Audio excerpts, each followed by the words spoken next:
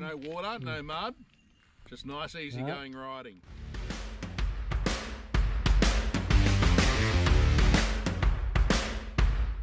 Okay, that wasn't easy.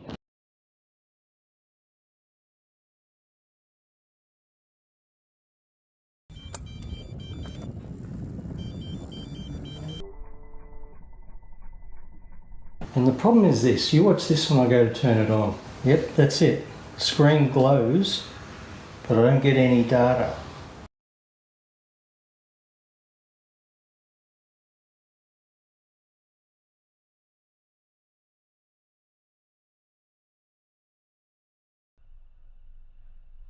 Well guys, in this episode it's the rebuild of my Gen 1, and I'm calling it Gen 1.5 because it's got a few upgrades over the standard Gen 1 bike. Now to start with, you've been wondering about the colour of the bike. It's just there out of shot. I picked it up early this morning from the powder coaters, and I have to say, I think I've got a big job ahead of me today. Not just working on it, rebuilding the whole thing from scratch. Now let's have a look at what we've got. There it is. It is, well, it's not just black, it's metallic black, or some may call it pearl black. So this is going to be a whole new look. And look, I've got gold handlebars. We've got the black and gold carbon weaved look for the side panels over here. Now brakes, not just the standard Magura MT7 brakes, which are pretty good on those 203mm discs. No, we're going with 220mm discs, which are also thicker, and to squeeze on those we're going to be using Suron Light B big 4-piston calipers. So braking is going to be huge on this. I think it's going to stop really well, but I'm going to need that because your standard tyres on your Stealth Gen 1 bike are your 24-inch Duro, Razorback or Leopards if you like. Now the sidewalls on those, not too bad, they're fairly tough and they're a good heavy duty tyre for what we do. But as you would have seen in a lot of previous episodes, we suffered a lot of rear punctures. Now to try and overcome rear punctures, we've upgraded the back wheel. And to do that, we are going with this. Now, not only have I upgraded the wheel itself, the rim, but the motor is a different one. This is a prototype of what Stealth were going to use before they introduced the Crystalite H series motors. This is a QS 205 motor, and the way it's put together, the way the cabling works out of the axle, the spacing, it is a lot better.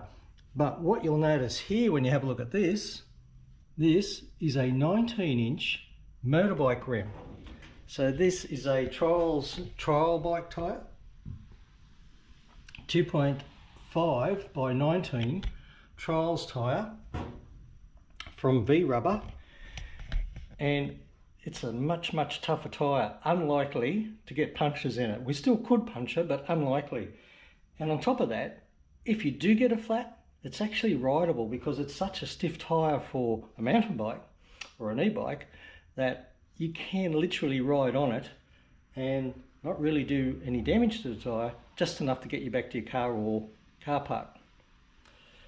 So that's the rear tyre. A little bit heavier, yes. I've done some weights on this, slightly heavier. In fact, this whole bike is going to be a little bit heavier because you know what? It doesn't stop here at the rear tyre. So rear tyre, 19-inch motorbike rim and tyre. Let's have a look at the front wheel. Okay, the front wheel, we've changed from the 26-inch Suron bicycle rim and tyre to this one. This is a Maxxis 21-inch motorbike rim on a mountain bike hub. So I now have a 21-inch motorbike rim and tyre on the front. This is a Maxxis Trials Bike tyre. Have a look at the tread on this. It matches up with the Trials Bike tread on the V-rubber tyre. And I'm thinking, yes, it is heavier, so the bike's going to be a lot heavier. We're going to do a weigh-in when it's all put back together. How's that going to affect performance? Battery range, I think that's going to suffer a bit, so that concerns me. And weight of the bike, yeah, not as heavy as the Gen1 B52R, but anyway, we're going to find out eventually. And the range, the performance, how the bike rides, I think in the bush it's going to handle very, very well, but we will get to find that out in the week ahead or so. So anyway, let's get this bike built. It's going to take me all day. One thing I can tell you, being black, it's a bit hard to see where the holes are. So yeah, hence the headlight. Anyway, getting things to line up, that's a challenge, but I can see this is going to take a while.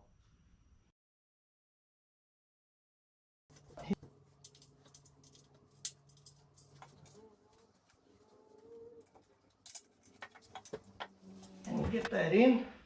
Okay. So the bike's mounted. I can now work on it. This is the plate that goes underneath the Stealth S logo on the top of the body. So normally that's the black carbon look weave. We're going with black and gold. Screws up the headstock bearings. They're a little dry, so they've been cleaned and now greased with marine grease.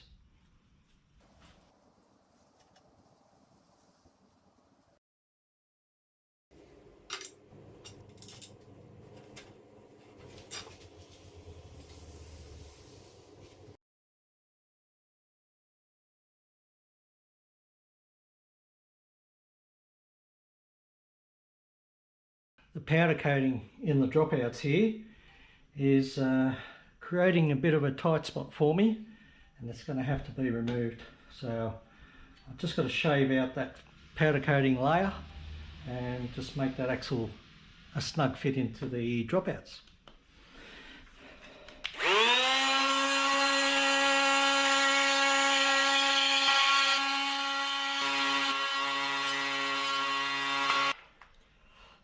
That's more like it. This QS motor has a nylon block in here, and it's stopping me from putting the disc on and butt it up to the hub. So I actually have to somehow file off a little bit of that nylon block on the flats to allow that disc to sit flush. Little roadblocks along the way, but we'll get there. Okay, after a bit more thought off camera, I decided that I don't want to interfere and modify the nylon centerpiece in the motor. So I don't touch the motor, so I haven't interfered with that at all. What I did just choose to do was modify the inside of the disc here. So that simply means I ground out some small parts of the metal. So I clamped that into the vise, put a zip tie around the trigger, and two-handed was able to then work on grinding out some of this disc. Anyway, let's see if we can get that to fit now.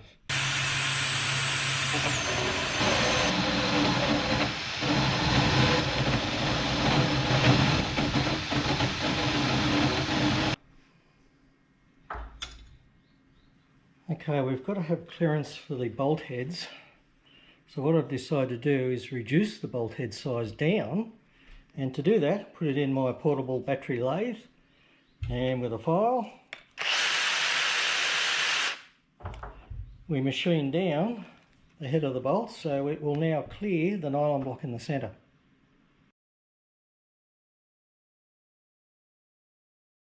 This is my idea, and this is actually the back half of a front mudguard, which I don't use. So what I've actually done is shorten this to a length that suited the rear, and drilled two holes in the swing arm there earlier, and we will just screw this onto the swing arm. So I've replaced this more plasticky grommet, which didn't go all the way around, a big hole too, a much closer fitting grommets up in there, so that should seal up much better.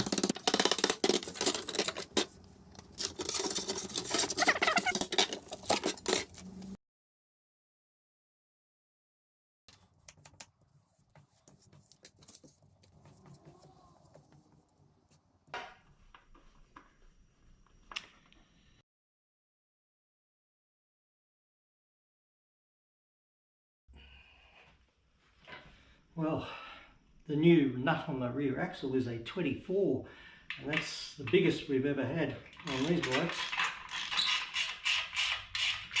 A new rubber cover for the swing arm, chain scratch protection.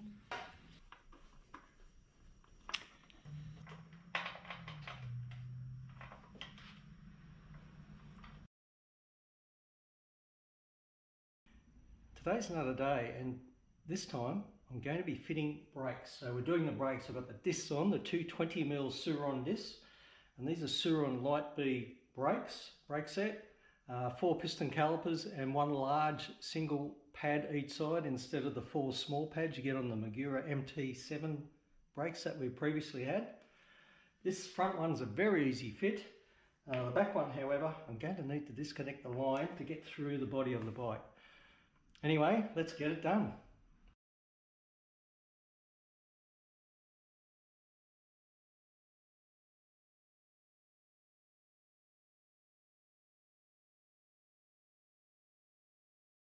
Squeezing the brake lever should centre up the calipers.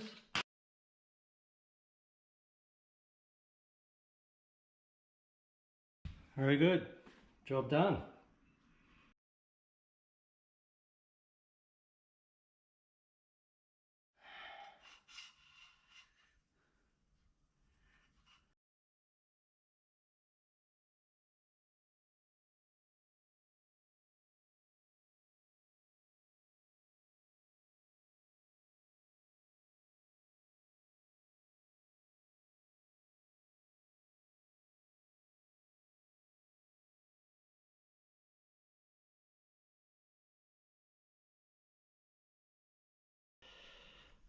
This regen button that we have on the Gen 1 may be redundant because this comes with a cable for lights, but I'm now going to connect that to my regen button, and that means when I hit the brakes it'll regen at the same time.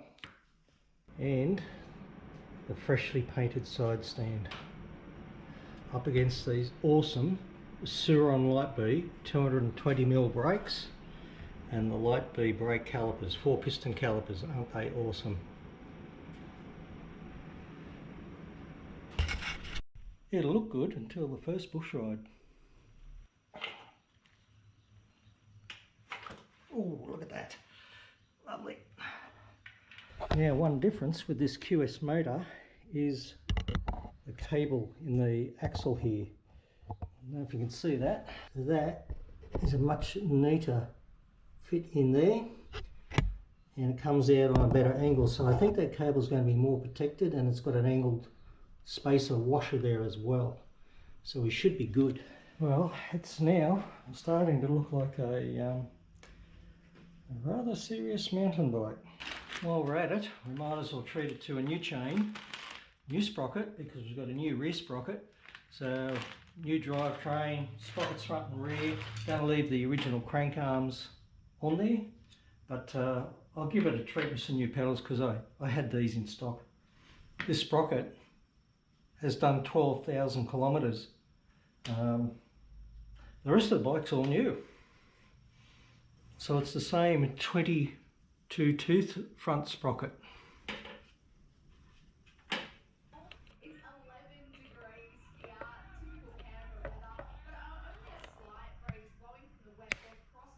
Now my next challenge is, I've left this to last, and that is connect up the wiring. There seems to be a few plugs here that I don't have on the old controller, so I've just got to work that one out. I'll come back to you.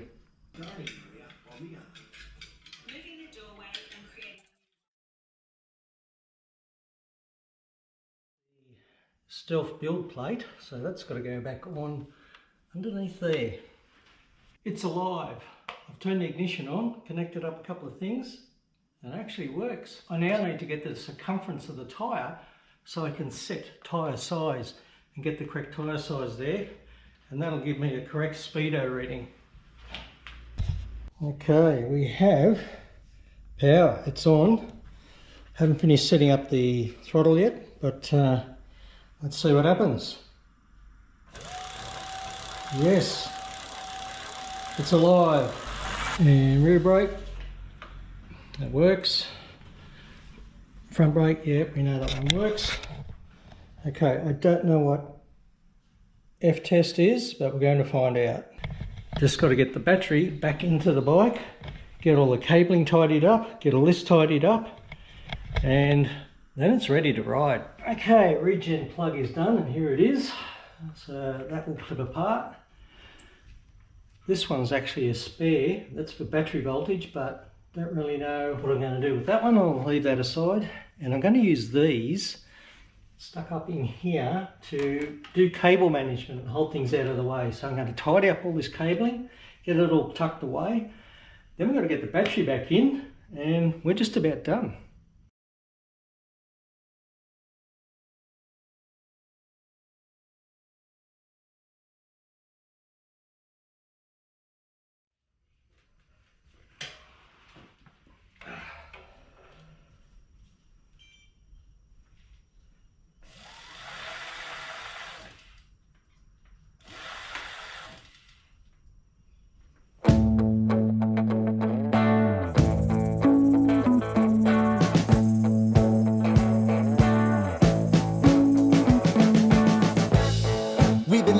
Since so long, all the fields are gone. Fella stopped me on the street last night, said everything's alright. Roller coaster, make it through the day, I'm right. It seems your meal ticket is gone, but life goes on. I could never imagine something better. Yeah, right. Now you're cooking on high heat in the middle of the street. Roller coaster, take me to a better time.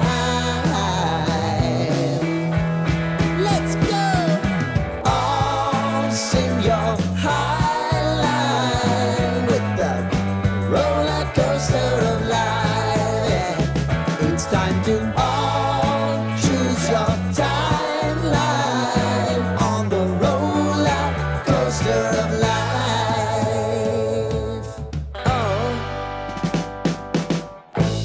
You seem to easily forget how to place your bet. When everyday life gets you down, you gotta steal the crown. Got to own it. Don't bitch and moan about it, please. God forbid you scrape your knees, and it's nothing to sneeze at. Oh, I've told you over and over again. You gotta get both hands around it and make your own plans. Roller coaster, it's taking over, it's about time. Oh, all sing your high line on the roller coaster of life. You've got to all choose your timeline with the roller coaster of life. We've now turned the coil spring from a black one into a red one.